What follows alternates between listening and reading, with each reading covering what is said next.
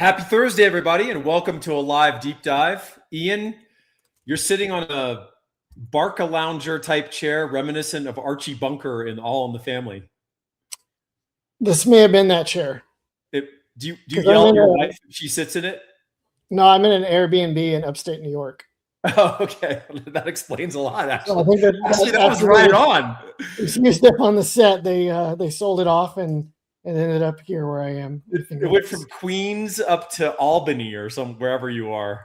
All right. Yeah. Upstate New York. Interesting. All right. Man, I nailed that. I had the whole disposition of the chair and everything correct. I did not know you were in New York.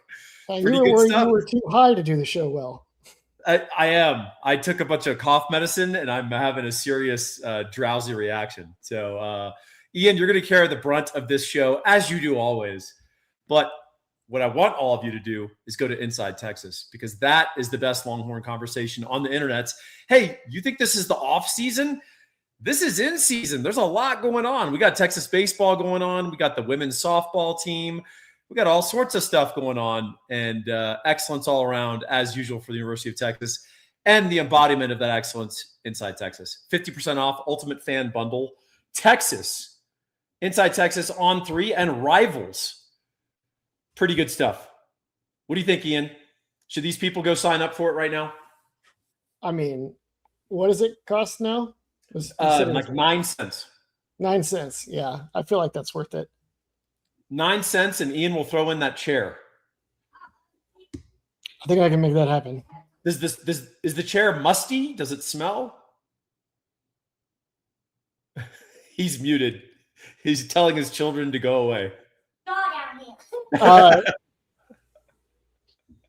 It's okay. There's a little bit of that, but all right. Well, there's something that isn't musty and dust covered going on right now, and it's been the little Tech and Texas feud that's been going on of late. People going back and forth, people talking about buying out games. Tech with the 97th hardest schedule in football, talking trash to Texas with the hardest schedule in football, saying, why don't you play us in Lubbock? Sure, we'll do that right the week before Ohio State when they come to Austin. But you wrote an article that's interesting, Ian, because you're not only interested in some of the more prurient aspects of some of this and the feud and all the headline stuff, but also what Tech is actually trying to build, what Cody Campbell, what his ambitions are broadly, not just for Tech, but for college football, to secure Tech's place in college football. And I'm just going to let you cook. So, Ian, talk to me about what's the premise of this article that you wrote, and let's hit some of the high points and start wherever you'd like. Well, there's so much fun stuff going on with Tech right now. I don't think Texas fans are having that much fun because Cody Campbell managed to get the whole hot take sports industry to all shred Texas at the same time. And so a lot of Texas fans are pretty frustrated. But I see the strategy and the charm in Cody Campbell's fight promotion work. I will note, though, that they kind of fell into a trap that you're noting, because Sark could have just as easily been talking about SMU. Sure. And by Tech latching onto that and screeching to the heavens, they made sure that everybody knew that Sark was talking trash about them. It's kind of like yelling pervert into a crowd, and then someone turns around and goes, hey, I'm not a pervert. And everyone else just keeps walking. Like, what are you like? That guy might be telling on themselves a little bit, right? Right. That's exactly it. Why would you have that reaction? I just yelled it into the crowd. Everyone else just kind of went, huh? And kept walking. And you turned around and started arguing with me. Why? What's going on? And why are you wearing a trench coat in a 90-degree day? Why indeed. All right. So I think that is interesting. I don't quite find the charm in what you described, but I do like the WWE promotional aspect of trying to get Tech out there, because they're definitely a program that wants to be in the limelight. And frankly, they're not.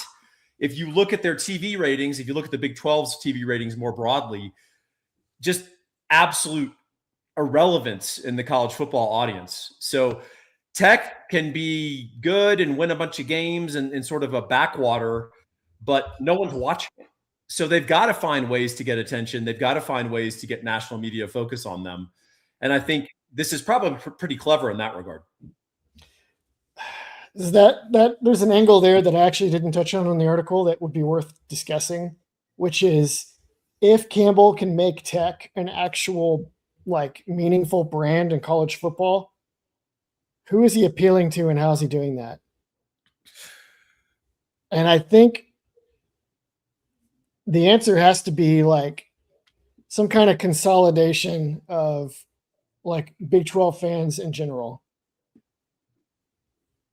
But like even if they all do a Captain Planet with our powers combined, I still don't know if that is ever going to result in like real ratings, right? Yeah. I mean, what people don't understand is that the state of Texas is utterly dominated by Texas and Texas A&M. And number 3 isn't close. And I don't think number 3 is Tech. I think it's actually Oklahoma. I think it's regional markets. I think it's Oklahoma and Dallas. It's probably LSU and Houston. I'm as like number 3. I mean, Arkansas also is almost maybe like footprint. Texarkana. Yeah, even into Dallas. Yeah, a little bit. But it's not SMU. It's not TCU. It's not Texas Tech. Right. And that's just the reality. It's not Baylor. Now, if you have a sufficiently entertaining product, people will tune in. If you have RG3, people will turn that on and watch him, right? But Tech hasn't quite been able to. They've had a good team. Obviously, they built a good team. But they haven't had these sort of magnetic personalities that draw, that create appointment viewing for just sort of a broad college football fan. And by the way, our chat is killing it right now. Someone's mentioning that your corner chair, Ian. That's very good. I don't like where this is going. No, I think I know the insinuation there. That's good. I think I do too, and I don't appreciate it. I do not appreciate that insinuation. All right, so carry on with your prospectus here on Texas Tech. All right. So the only reason that Joey McGuire keeps picking on Texas is because Texas is an established power. They've been to the playoffs multiple times. Like they wouldn't be doing this if Texas didn't have like a championship belt, right? They wouldn't be calling for the fight if we weren't the champions. So yeah, you don't get on the mic at a WWE event and call out the jobber. You call out Ric Flair, right? You don't call out like intermediate WWE personality, i.e. A&M. You call out Ric Flair, right? That's exactly it. Yeah. But they have like this PR strategy, right, to try to get attention. Then they've got the political strategy, the backroom strategy, where Cody Campbell has helped Ted Cruz write a bill to try to govern the chaos of college football, which sounds like a really good idea. But then there are various provisos in there that are like, of course, this also would mean the SEC and Big Ten can't break off and form their own league. That bill seemed a tad self-interested. Yes.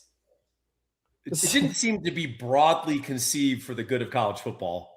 It seemed to be, how can we best elevate Texas Tech and, maybe the NC States of the world were like, yeah, this sounds great. If we could kind of get it on this as well. I think it's for the sort of the insecure programs. And I get it, by the way. I mean, if objectively you love college football and you love your team, it's not your fault. It's not freaking Alabama or Texas or Georgia or Ohio State. I mean, you're allowed to be a passionate fan of your school and you don't want to be put down into relegation down the road, right? If this is Premier League, you want to keep those historical alliances that, let's be honest, NC State is probably a more viable football program in and of itself than Purdue. But for historical reasons, Purdue's associated with a winning conference and NC State is associated with an also ran. Ian, you seem nervous. Are you going to be okay? I'm good. I just keep seeing children out of the corner of my eye. Some of them not even mine, Oh, okay. and they're just everywhere. Do you have So a I'm like, shoe handy that you can throw? no, a All water right. bottle. No. Is it a Yep. hard water So bottle or a soft water bottle? it is hard. It would be a Oh, commitment. I'd be making a real commitment if I you decided can't throw to that. But if it yeet was it at one of soft, these kids. I would hum the soft one at my son. Yeah. So they have this political strategy. They're obviously, I think if Campbell could get Tech secured into Super League, Yep. then he would change his mind about the whole thing overnight. Do we want a Super League?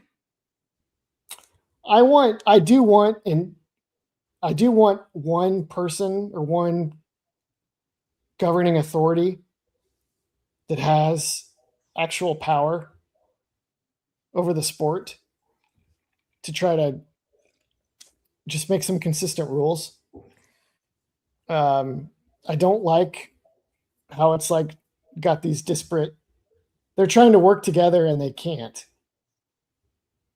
And I don't think that that's good for the sport. I don't think it's going super well right now. But so if that means that a Super League breaks off, I think that could be fine. I don't want to kill the lower leagues. I don't know that I would necessarily miss them, but I do think that they serve a valuable purpose in American football. Yeah. And they would create a vacuum for like scouting and development. And I don't know if the NFL would fill that void, which could be very dangerous for college football, or if college football would try to fill the void, and if it'd be better just maybe not to create it in the first place. So I'm wary of that angle. Yeah, it's interesting. You're talking to a guy who will watch Thursday Night Maction. So Right. yeah, Yes. I mean, I'll watch Toledo Ball State sometimes. So it helps to have a gambling interest to fuel that. But I mean, football's football, and I appreciate it for the level it is. I mean, one of the most fun football games I've ever been to was at the University of Montana. I went to their stadium, watched the Grizz play, and it was 25,000 people in the stands. It was awesome. It was a great environment.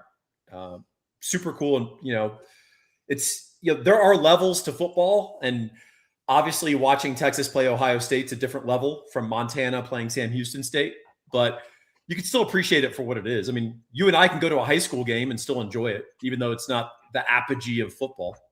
I can, and I do. There are a lot of NFL fans that would say the same about the gap between Texas versus Ohio State and NFL playoff game. Yeah, I mean, I think that's true. I mean, one of the critiques that NFL fans will say is, hey, this is hard to watch because it's just not as clean and efficient and precise as NFL football. But as someone who's been to NFL games, it's almost sterile compared to a really good college environment. And by the way, I've been to a Raiders game, so I'm not just taking the Colts. Like I've gone to one of the more colorful stadiums and seen a couple of games, and it still doesn't compare to a college atmosphere. Those are fighting words. If Raider Nation hears about this, their Raider Nation doesn't have the internet. They consider themselves, they're signing in at the library. They consider themselves to be like hard. It's like gangster. Yeah, Paul's not worried. I'm not worried about Raider Nation. Red Raider Nation. Let's get back to your article. What else do you want to cover with regards to this team? What about the more specific? So we're talking all this big picture macro stuff. Interesting, la-di-da. Tech's actually hurting us in real ways in the transfer portal and in recruiting, because there are guys that Texas covets that Texas Tech will come in like the proverbial cockroach and carry it away. Yeah, they've got like 3 different components to their roster building strategy as it's started to develop. I don't know the extent to which Campbell micromanages it versus just funding good people to get involved. They did make a bunch of personnel changes before last year. We should talk about real briefly. Before we do that, though, we should talk about a particular personnel guy that is just the best, Paul. That is. This is the most elite guy that you can have on your team. Make him the GM of your mortgage. Whether you need to refi or whether you're buying a home this summer, this is the guy to call. If he's not your first call, he better be your last call. And he will be your last call because that's the guy you're going to go with. It's Gabe Winslow. You can reach him at 832-557-1095. That's 832-557-1095. He is based in lovely, I was going to say Houston, but really no one lives in Houston. He lives in one of the many sprawling suburb towns of Houston, Atascocita-ish area, actually even past that. But he serves all of Texas, and he serves, actually, he's licensed in other states. So even if you don't live in Texas, you can give him a call. And even if he's not licensed in your state, he can connect you with someone that he does know, or he'll just coach you through the process for free. Expect nothing from you because you're cool and you're a YouTube watcher and you're an Inside Texas subscriber and everyone gets a trophy listener and a America's War Game Substack reader. I think I covered all of our side hustles and our primary hustles. Call Gabe, 832-557-1095. Sharp as attack, great responsiveness, badass dude. We're honored to have him as a sponsor. All right, Mr. Boyd, back into it. Sugar Poppy asks, is Cody Campbell the only billionaire that went to a safety school? Hey, you know what? There's plenty of billionaires who don't have a college education. Yeah, especially in that business. It occurs to me, Campbell should also spend a little money. Maybe he does because I don't watch the show, but he should spend a little money to get like Billy Bob and like a Raider hat and Landman. That's smart. It feels like that's the exact kind of demographic to like boost. Like if you're into this and this, you want this to be your vibe, then you should be a Raider fan because Raider like football stuff, and we call out Wimpy Texas and they don't respond.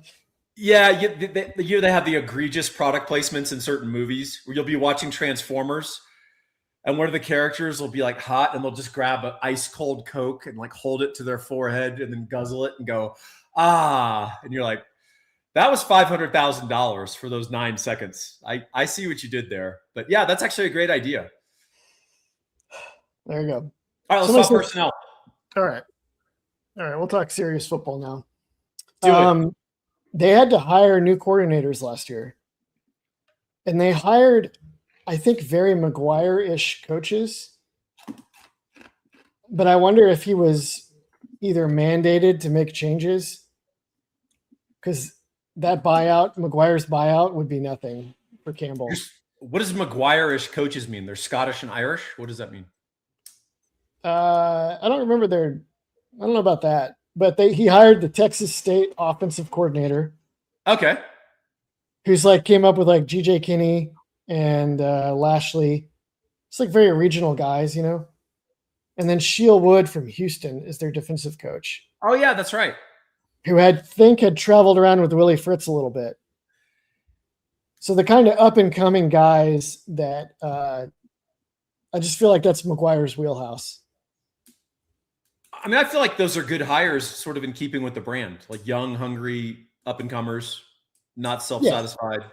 You don't want to get retreads if your brand of tech is like new. That's what they originally did when McGuire first got there. Yep. Which I thought would go better than it did, actually. But so they got those guys. Wood, the defensive coach, immediately excellent. Yep. They are also making sure they spend in the portal every year to maintain a G5 version of Sark's defensive line depth. Like Sark's been very good at that at Texas, where every single year going in, you know that Sark's going to make sure they have 5 to 6 good athletic bodies to play D tackle, and then plenty of edges after the fiasco in year one. Yep. And McGuire has done the same. They got David Bailey for a mint last offseason, turned him into the number 2 overall pick, and then picked up like 3 more up and coming G5 edges to restock the room this offseason.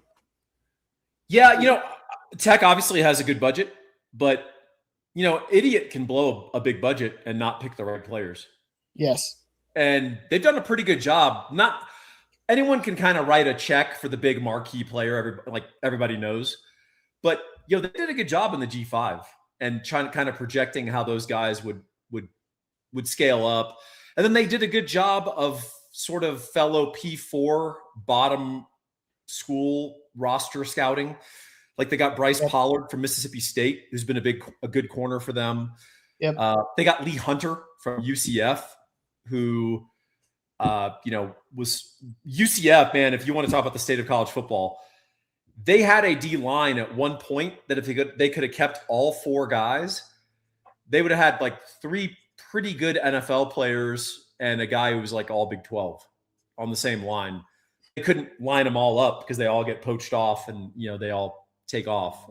But yeah, I think they've done a pretty good job in that respect. I mean, it's easy to write the big check for the big name, but it's more the more subtle ads that they've done that I think have been impressive. Especially which I think is McGuire's personal background. And then Wood definitely knows what he's doing. Go ahead. What's your next question? Well, I was just going to say, I think that, Cody Campbell really kind of saved McGuire because McGuire's whole thing was, I'm going to come in, I'm going to recruit, I'm going to develop, I'm going to get kind of the almost not fully, but kind of the Matt Rulish model of, yes, right. If you've got good physical stats, I'll teach you to play football. Just tell me your 100-meter time. And if you're a lineman, are you 6'6" with long arms and like good agility? And I don't care if your tape is bad. I'll teach you. And you know what? The experiment wasn't going great. Like after the initial energy of his hire, it was starting to peter out. And then the injection of money came at just the right time. So, McGuire's a pretty lucky guy. Yeah. Yes and no, right? There's going to be expectations for him. And if he had anything to do with the specific choice of Sorsby and that goes bust, as it looks like it will, then that could be bad for them. But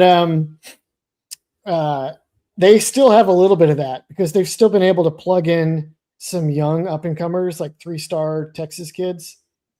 And that is so essential to this because as much money as Campbell has, he doesn't want to have to spend as much as Oregon every single year. He wants to have revenue sharing, so he's working politically to try to help Texas Tech there. And they recognized with some of their high school recruiting, and I think also with the Felix Ojo signing, they realized, you know what?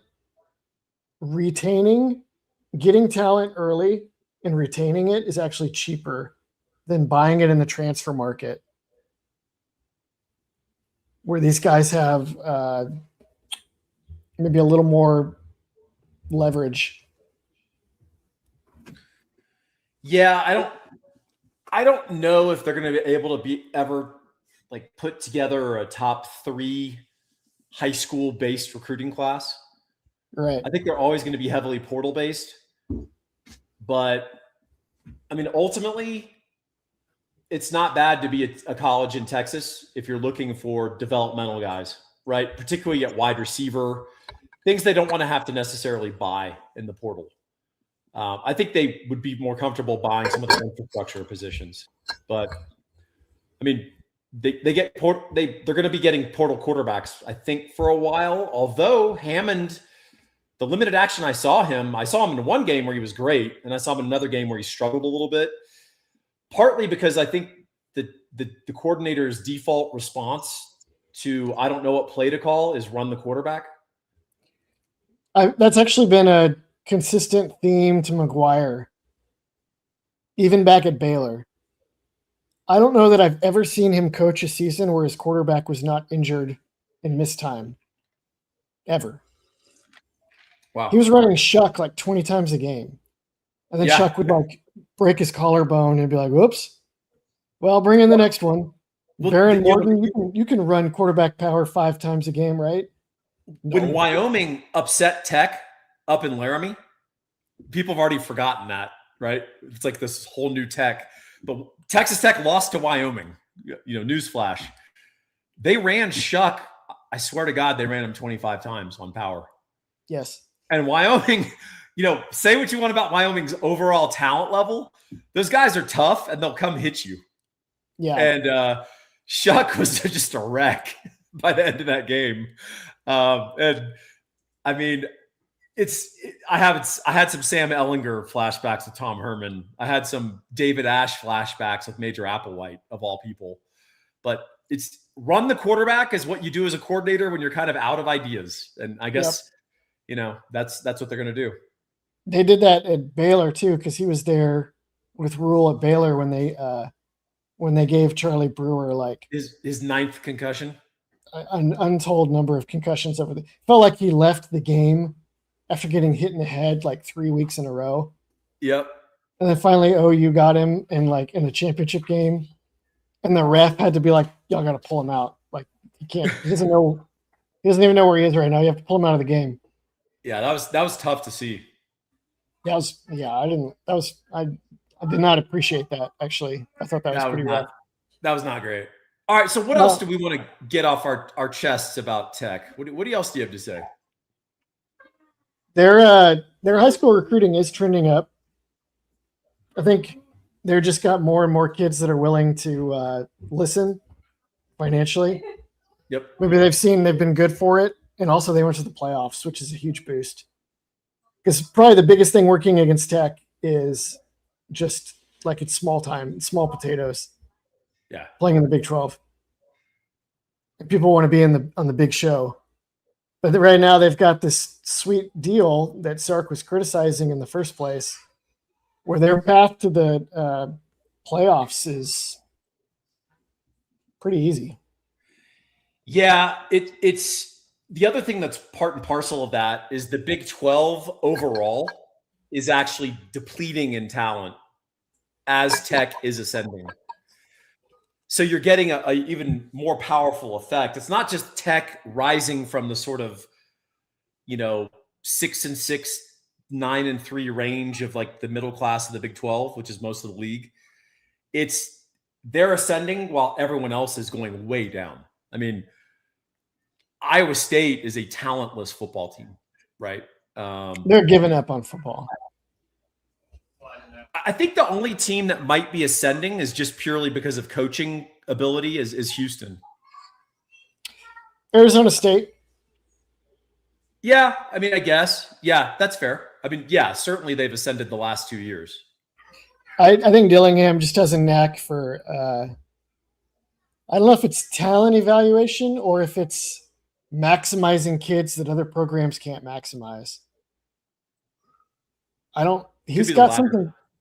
The number of dudes that like got flushed out of like USC or Texas or even Oklahoma and then have gone there and been hits.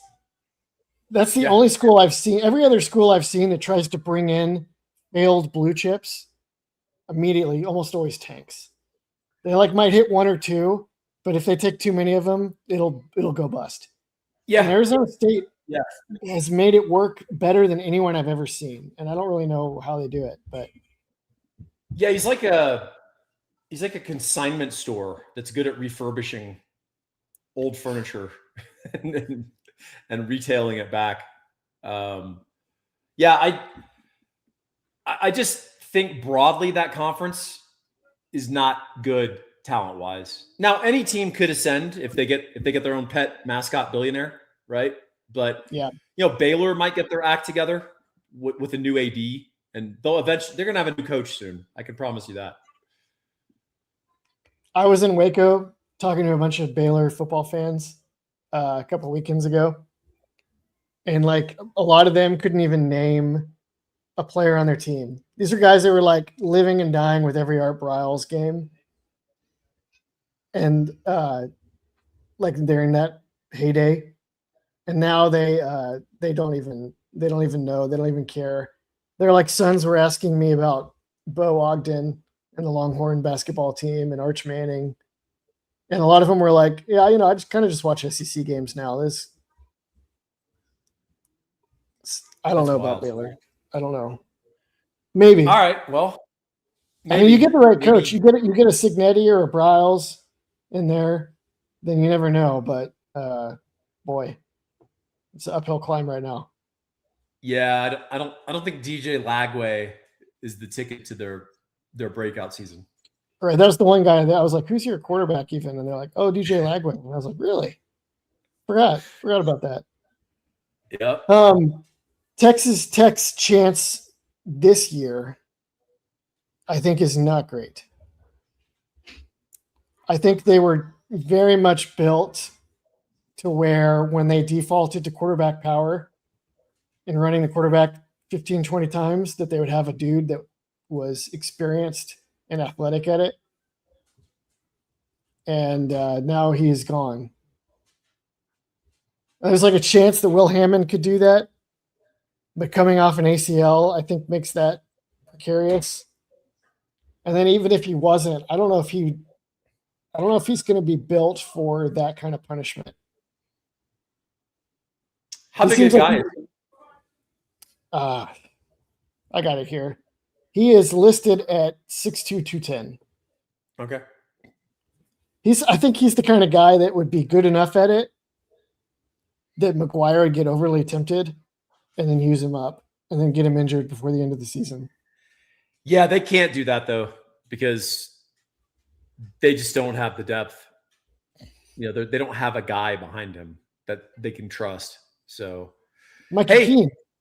Still Mikey Keene's on his 9th school. Still holding out hope for Sorsby. Oh, sure. Yeah. I don't think that went very well for them. Is this how we're going to treat people with problems, Ian? Yes. We're just going to punish them? That was remarkable. It was like Texas Tech was almost running like a Karen Bass ad. Like, you're not going to help this young man? What are you going to do with him? Throw him in prison? The street? Just going to make him gamble? Oh, man. All right. Well, Ian, are there any other points that we need to touch on with respect to Tech and sort of this far-reaching, enterprising discussion? I don't think they have it this year. I think they're too built for a quarterback run. But I do think they have a lot of guys that have like 2-year windows, like Malcolm Simmons and Will Hammond and definitely Felix Ojo. They have some of their linemen were actually decently rated that are coming up. So I think they may fall on their face a little bit this year, but be prepared for them to be doing their heel biting routine and making playoff pushes for the foreseeable future. Yeah, I agree. As for this year, if you've looked at their schedule, it's hard to find the loss. I mean, the one team that they play, they actually avoid all of the other meaningful teams in the Big 12. So the one team that has a pulse, they get at home. They get at Lubbock. That's Houston. So I don't know, man. That's that schedule is real light. So even if they take a step back, we won't see it maybe until the playoffs. 2 pushback points. One, I think it is always possible to fall on your face in the Big 12. Okay. God knows we did it a number of times.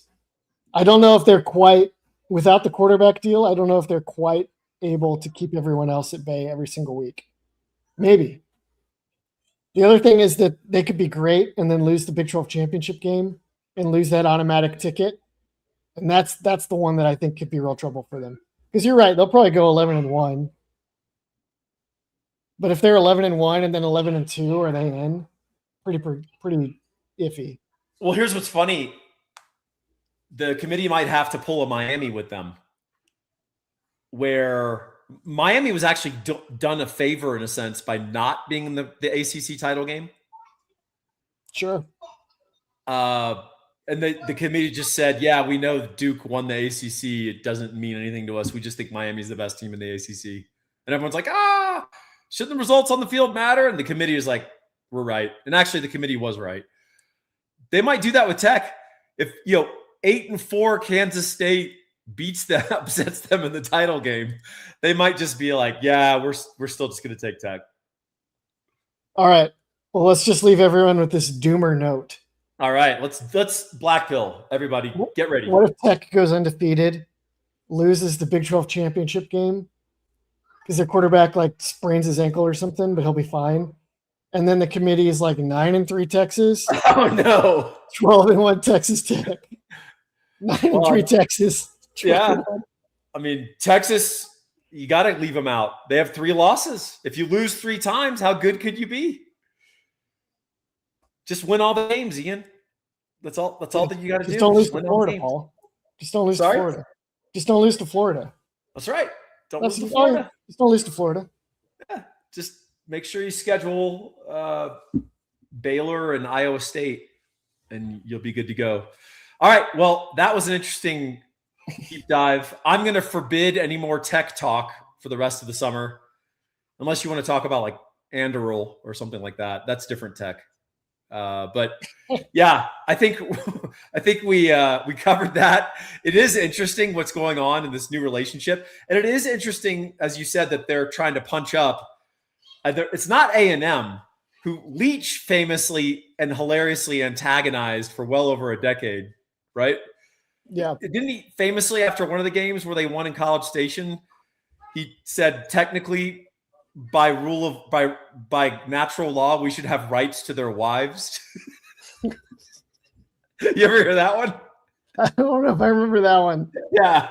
I think he said it. I'm sure he invoked prima nocta in College Station. He did. Yeah. So it's interesting that they're picking Texas. I mean, I think it's smart, and it is probably what you should do.